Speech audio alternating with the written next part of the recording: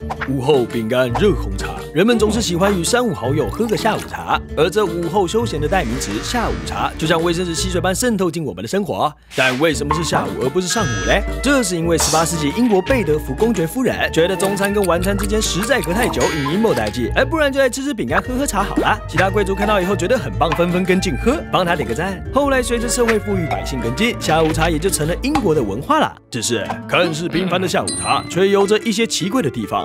红的还是红的，为什么下午茶都只喝红茶不喝绿茶嘞？而茶叶明明源自中国，但英国为什么都喝阿萨姆茶、大吉岭茶嘞？这股西方喝茶的风潮又是怎么开始的呢？看来事有蹊跷，呵呵，就让侦查事务所来揭开下午茶身后隐藏的秘密故事吧。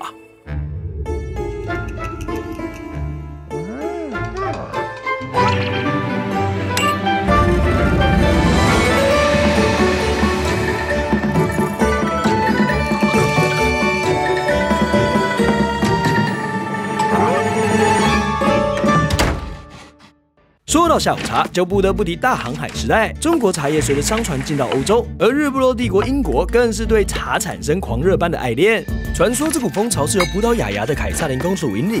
1662年，小林嫁给英国的查理2世，喜欢喝茶的小林将茶带进英国，而在喝麦酒、葡萄酒的英国贵族猛然往小林看过去，马上吓一跳，哇，这是什么厉害的饮料？没有酒精好新潮啊！其他贵族看到以后觉得很棒，纷纷跟进喝，帮他点个赞。在那个东方就是潮的时代，茶在上流社会漫了出来，成为饮料界的新宠儿。当时垄断英国所有东方贸易的英国东印度公司，对茶叶的进货量不断升高，从中国买的商品里面有90%都是茶叶，瓷器什么的都只是运茶的时候拿来压仓用，顺手卖卖而已。为了买茶叶，花的口更占了英国国库收入10%之多，吓死人啦！但同时，茶叶的大量需求也使得英国人很头痛，而想要喝茶却只有中国有卖，而大清国政府还很讨厌海外贸易，也不想要什么英国商品，双方只有英国的口过去，中国的钱不来，逼得英国搬出秘密武器。Who's there？ 是我来英国，我想买茶，你要买鸦片吗？结果让你好嗨的鸦片在中国大卖，人民乱吸一通，而大清国好生气，叫林则徐去查禁鸦片，搞得英国更小更凶气，就爆发大家所熟知的鸦片战争。这场打开中国之门的战争，表面看起来罪魁祸首是鸦片，但蓦然回首，才发现其实是茶叶导致的呀。战胜后，英国终于可以好好跟中国做生意了。But 生意还是只有一家公司可以做，也就是东印度公司。不爽的名义冲撞，让自由竞争势在必行。这使得拥有整个印度的东印度公司想说，不能垄断，那我自己种好了，自产自销还比较划算。马上在有原生茶树的印度阿萨姆开辟茶园种植，种出来马上喝喝看。不好喝，没有技术，茶种又不好的情况下，东印度公司根本种不出好茶。看来不入虎穴焉得虎子，不入武夷焉得种子，就决定是你了，植物猎人夫君。夫君，前进中国，偷取茶叶，妙挖种子，把最好的茶树和制茶工人都带来印度吧。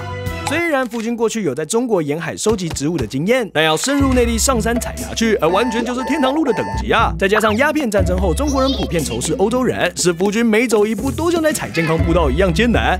夫君为了避人耳目，他乔装打扮，剃发，戴上假辫子，靠着雇来的中国仆役，踏上寻找顶级茶叶的旅途。而经历了几番波折，夫君终于在武夷山找到了顶级茶种。但弄到茶苗以后，还有个困难需要克服，要让原产于中国山区的植物在大海上漂泊。船舱的恶劣环境及横跨不同纬度的气候，可是会直接让植物水土不服，选择死亡的。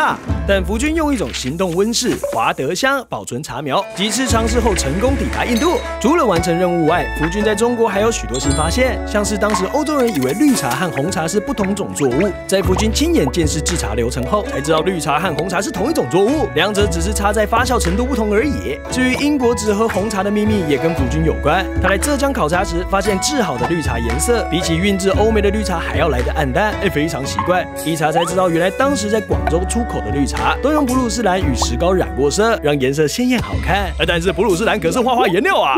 要死我！这个发现传回欧洲后，大家都吓得不敢喝绿茶了，红茶也就顺理成章的变成了下午茶的主流啦。回过头来看看印度产茶的情况，在有优良茶苗和制茶功夫下，印度每年茶叶产量不断增加。19世纪下半叶，印度茶在英国的占比从4%成长到59%，中国茶的销售一落千丈，也是满头问号，不知道技术到底是怎么外传的。英国更把这套技术带到帝国其他地方，像是肯亚、锡兰等地，如今才会有这么多的红茶产地，茶的种植也正式宣告全球化啦。好的，调查了这么多，从下午茶的出生到为了茶发生战争，福军大盗的偷茶行径使得茶叶广播各地，大家是否对于下午茶的由来有更深刻的了解了呢？这段历史间接导致了今日全球高达70%的国家都有饮茶习惯，茶成为仅次于水的重要饮品，而世界各地发展出的独特茶文化，直到现在还互相影响呢。说了那么多，时间有点晚了，收集下午茶的档案簿，该出发参加一场 Tea Party 啦！